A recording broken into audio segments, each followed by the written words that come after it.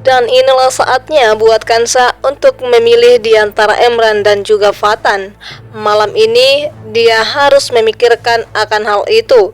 Dan walaupun semuanya sudah terekam dan sudah dibayangkan oleh Kansa, Fatan sudah mengatakan kalau mereka harus bersama. Cintanya hanya untuk Kansa.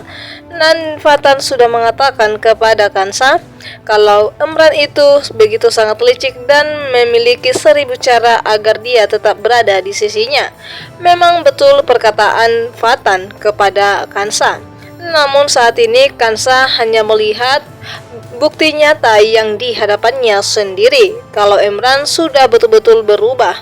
Perhatian Emran begitu sangat melayani Kansa dan Kansa merasa nyaman. Dan dimana Emran sangat yakin kalau Kansa saat ini sudah memilihnya dibandingkan Fatan. Dan di sini dimana ketika Kansa dan juga Emran sedang berdoa, dan di sini Emran juga memohon agar pernikahannya bersama dengan Kansa selalu bersama dan tidak akan pernah berpisah. Begitu juga dengan Fatan.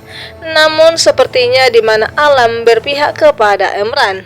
Halo sahabat lovers, kembali lagi di cerita Istiqomah Cinta. Dan kali ini Emran begitu banyak menang dan akhirnya di mana rencananya berhasil. Dan Kansa belum mengetahui sifat buruknya Emran. Emran memang sangat buta karena cintanya begitu sangat besar kepada Kansa sehingga dia lupa bahwa Kansa itu adalah sosok perempuan yang baik. Dan keesokan harinya di mana Fatan pun menyambut Kansa bahagia dan dia sangat berharap Kansa lebih memilihnya. Padahal di mana pandangan Kansa kepada Emran dan juga Alika sudah berbeda. Bahkan Kansa sudah mengatakan kepada Alika kalau Fatan begitu sangat nyaman di sisinya, membuat Alika pun tercengang. Namun inilah yang diharapkan Alika walaupun dia tidak bisa mengungkapkan kebenarannya. Dan di sini pun Emran berpura-pura untuk menjenguk Kansa dan kasihan kepadanya. Dan inilah rencana salah satu Emran untuk terakhir kalinya, karena besok adalah pilihan terakhir bagi Kansa. Dan di sini pun Kansa sudah melihat kalau memang Emran itu sudah melindungi dirinya dari mara bahaya dan sudah mengkhawatirkan dirinya. Walaupun selama ini di mana Kansa masih jatuh cinta kepada Fatan, namun perlahan-lahan kebaikan Emran akan meluluhkan hatinya. Namun kebohongan suatu saat akan jadi terbongkar dan Emran tidak berpikir sejauh itu.